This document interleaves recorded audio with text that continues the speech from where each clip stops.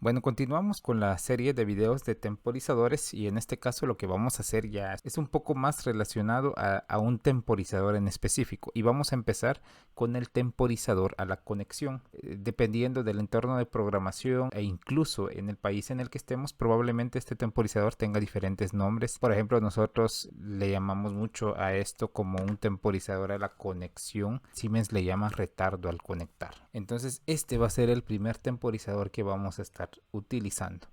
Vamos a utilizar un TON, retarda la activación de la salida Q por el tiempo programado en el PT. Recordemos que este TON lo que hace es que cuando lo utilizamos crea de una vez un bloque de datos y a diferencia de este TON de acá, lo que hace es que crea el temporizador o la estructura del temporizador, pero después nos solicita el bloque de datos. Entonces al final estos dos funcionan exactamente igual. Vamos a utilizar el TON de arriba, pero también el TON de abajo. Pero como estos parámetros se visualizan mejor en este TON con bloque de instancia, vamos a utilizarlo mejor. Vamos a colocarle en este caso T10 porque creo que el T0 ya existe por ahí. Y vamos a darle clic en aceptar. Bueno, como les había comentado, lo que vamos a hacer es trabajar primero con este TON.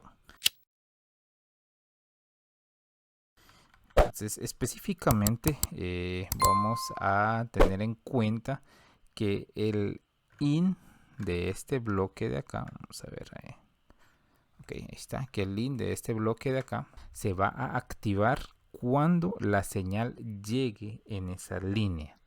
Es decir, cuando yo mande el pulso o cuando esté activada esa línea, se ponga en verde, en este caso en día portal, el contacto de él inmediatamente se va a cerrar. La otra entrada, el otro parámetro de entrada, que es este y es un parámetro obligatorio, que es el PT, va a ser el tiempo en el cual este temporizador va a esperar y después de que ese tiempo termine va a activarse la salida Q. Este bloque de acá se compone de dos partes. El bloque de las entradas, que lo podemos ver acá, o los parámetros de entrada, y los parámetros de salida, que los vemos por acá. Entonces, eso quiere decir que cuando termine el conteo en PT, lo que va a hacer es dispararse o activarse la Q.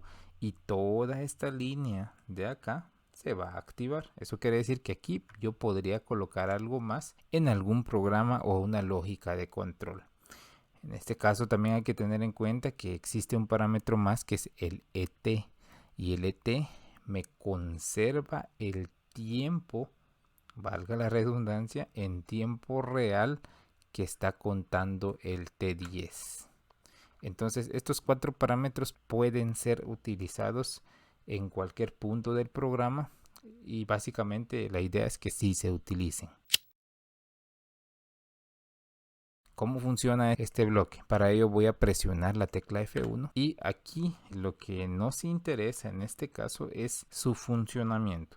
Y básicamente funciona de la siguiente manera. Todo inicia cuando yo presiono algún pulsador que se encuentra conectado en el parámetro in.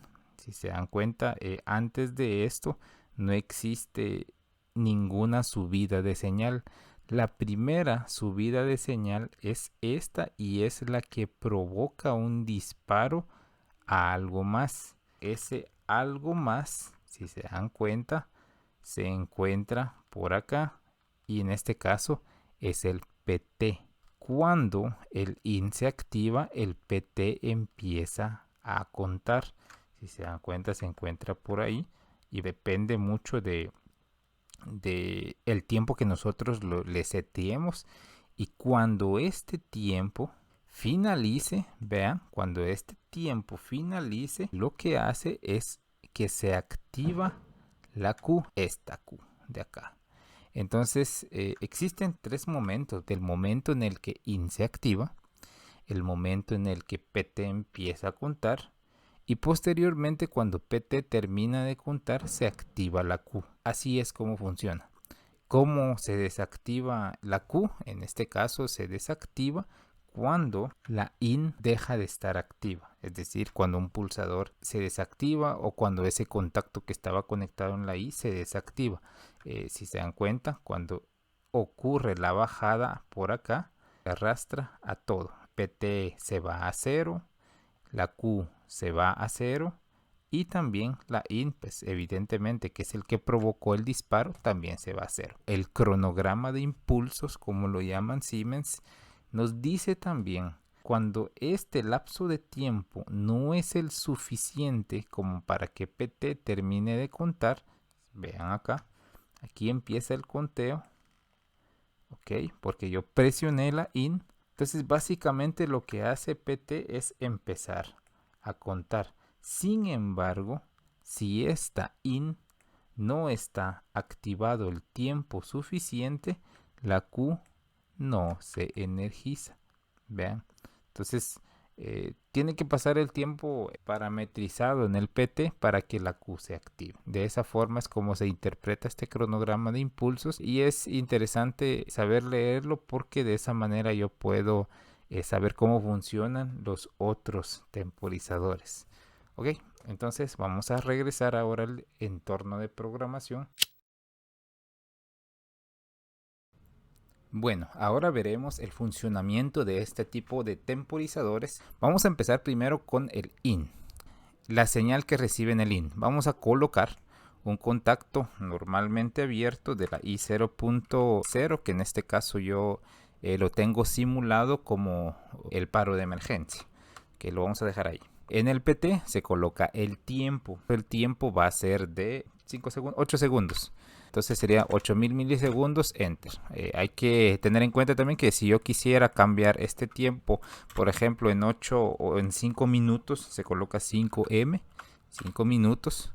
O si quisiera que fuera en horas, pues colocaría 5 horas, por ejemplo. Vamos a ver, 5 horas.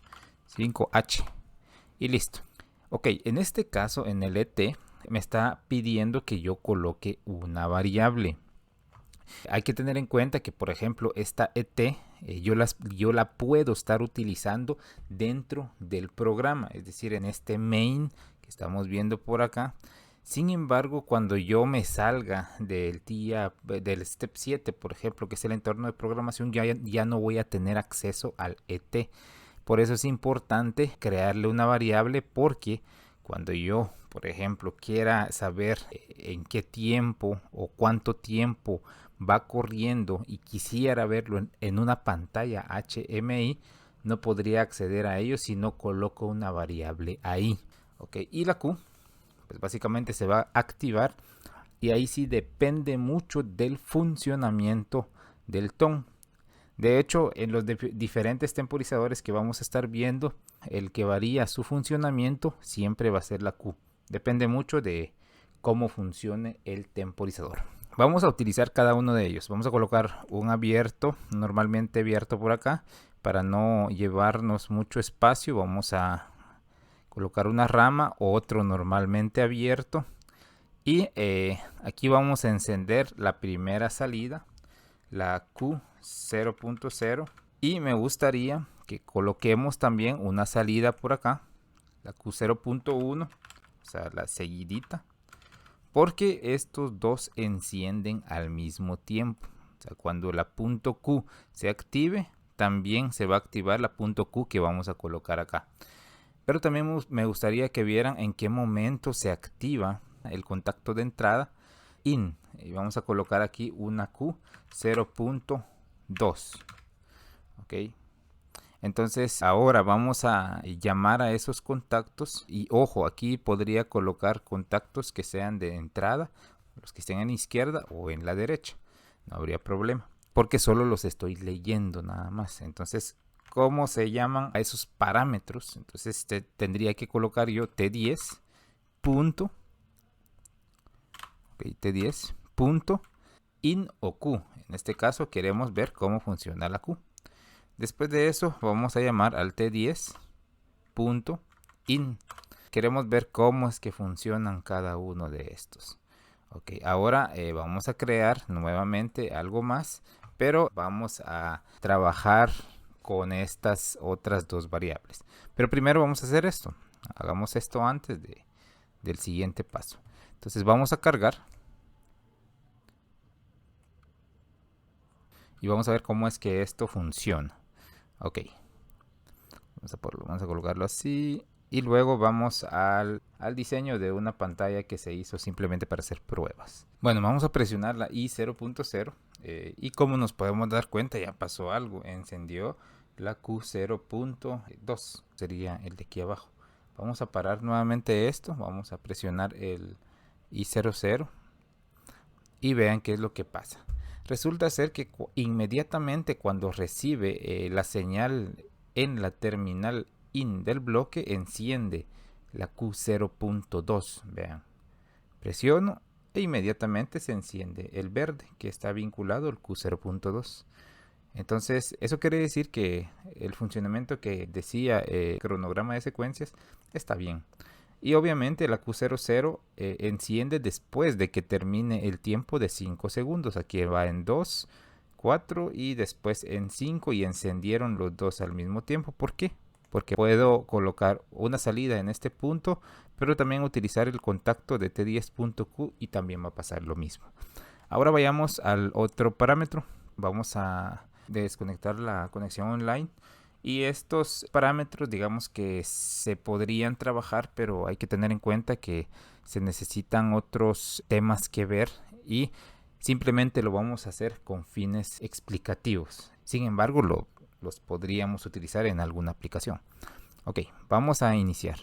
Primero vamos a crear unas variables que nos permitan manipular el PT y el ET. Hay que tomar en cuenta, por ejemplo, me voy a posicionar sobre la T hashtag 5S y lo voy a eliminar. Otra vez me voy a posicionar y me está diciendo, mire, usted puede ingresar aquí un dato de tipo time, un doble word o un doble entero. Entonces lo que vamos a hacer es crear dos variables. Estas variables nos van a servir para poder hacer estos ejemplos. Vamos a ir a las variables del PLC y crear una nueva tabla de variables simplemente para estar trabajando este tipo de ejemplos. Ok, entonces aquí le voy a colocar tabla de ejemplos, porque como tengo el simulador también probablemente hayan un montón de variables ahí. Esta tabla está vacía y vamos a crear una variable de tipo time y a este le vamos a llamar PT de entrada. Ok, en tipos de datos, aquí es donde hay que tener en cuenta que debe ser de tipo time. Y como es de tipo time, las variables de tipo time son variables de doble entero o doble word. O sea, utilizan 4 bytes para poder trabajar. Entonces se colocan M de memoria, D de doble. Y vamos a colocar la 20. A la 20 creo que no se está utilizando. Pero también vamos a colocar una variable más que se va a llamar tiempo ET, que sería la de salida. Y lo mismo, de tipo time, y automáticamente TIA Portal ya me dice que el que toca ahora es el MD24. Vamos ahora y regresemos al main. Hay que tener en cuenta que es incorrecto colocar el MD21 porque se sobrescriben los valores y eso ya lo veremos en otro video. Vamos a ir al main nuevamente y ahora vamos a hacer algunas cosas interesantes acá. Primero que vamos a leer el dato que se está moviendo en ET. E insisto, se puede hacer por medio de la ET o de la variable que le coloquemos acá. Entonces vamos a colocarle, por ejemplo, una variable que ya creamos que se llama tiempo ET de salida. Este valor de acá puede seguir siendo 5 segundos, no hay ningún problema. Pero en este ejemplo vamos a trabajar también con este tiempo y vamos a colocarle tiempo de entrada PT. Eso quiere decir que ahora los dos van a ser variables y pueden modificarse o cambiar sus valores. Vamos a utilizar una función más, como les había comentado. Hay algunas cosas acá que simplemente se van a colocar con fines de ejemplo. Vamos a utilizar una comparación y vamos a decirle que cuando el tiempo que esté corriendo en MD24, en este caso tiempo ET de salida, sea mayor o igual que, como en este caso es un dato de tipo time y el valor entero que se va a estar moviendo va a ser en milisegundos, vamos a decirle que cuando llegue a 10 segundos, que sería 10.000, enter.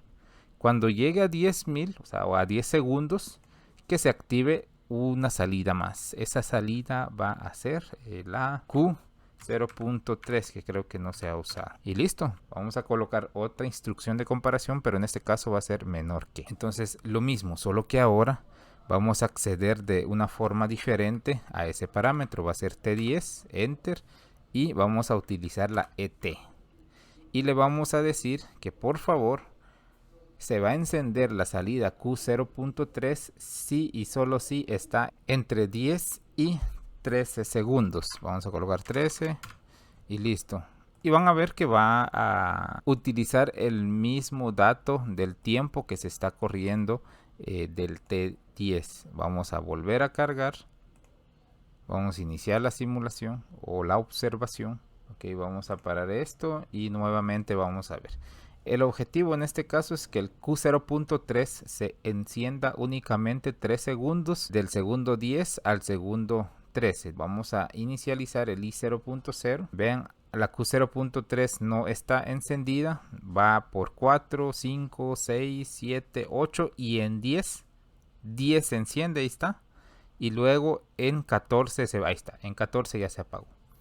Entonces ahí podemos ver la utilidad del parámetro ET.